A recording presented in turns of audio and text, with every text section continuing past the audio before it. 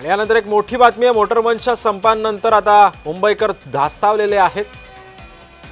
शुक्रवारी घराबाहेर पडताना मुंबईकरांना आता चिंता वाटू लागलेली आहे, कारण कालच ही मोठी दुर्घटना घडली होती। अद्याप तरी मुंबईची लोकल सेवा सुरळीत आहे।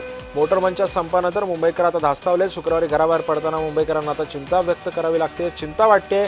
अद्याप तरी मुंबईची लोकल सेवा सुरळीत आहे।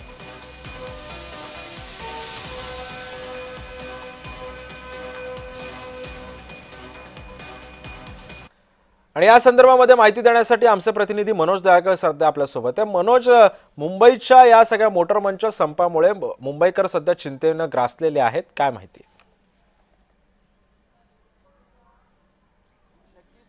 आपण या ठिकाणी पाहतो मुंबई येथे रेल्वेमधून प्रवासी पडल्याची घटनाही घडल्यानंतर दुसरी घटना काल घडलेली आहे। काल मस्जिद बंदर येथे रेल्वेने 4 ते 5 जणांना उडवलेलं आहे आणि या ठिकाणी आपण पाहिलं तर जी मुंबईमध्ये घटना घडलेली होती आणि त्याचा म्हणजे त्यामध्ये कोणाची मोटरमॅनची चुकी नसताना या ठिकाणी कारवाई करण्यात आलेली आहे। त्यामुळे या ठिकाणी मोटरमॅनकडनं काल आपण पाहिलं तर आंदोलन करण्यात आलेलं होतं आणि कामाची संध्याकाळी हे आंदोलन करण्यात आलं होतं आणि ही वेळ असते ती काम म्हणजे जे काम आहे ते सुटण्याची वेळ असते। त्यामुळे मोठी गर्दी ही रेल्वे प्लॅटफॉर्मवरती झालेली होती आणि पुन्हा एकदा ट्रेन मिळणार नाही अशा भीतीने लोकांची गर्दी ही मोठ्या प्रमाणात ही रेल्वे प्लॅटफॉर्मवरती झालेली होती आणि तेव्हा ट्रेन सुटली आणि त्या ट्रेनमधून आपण बघितलं तर मोठी गर्दी ही ट्रेनमध्ये झालेली होती आणि तेव्हा 4 जणांना लोकलने उडवल्याची घटना घडलेली आणि त्यामध्ये 2 जणांचा मृत्यू झालेला आहे आणि 1 जण अत्यंत गंभीर आहे।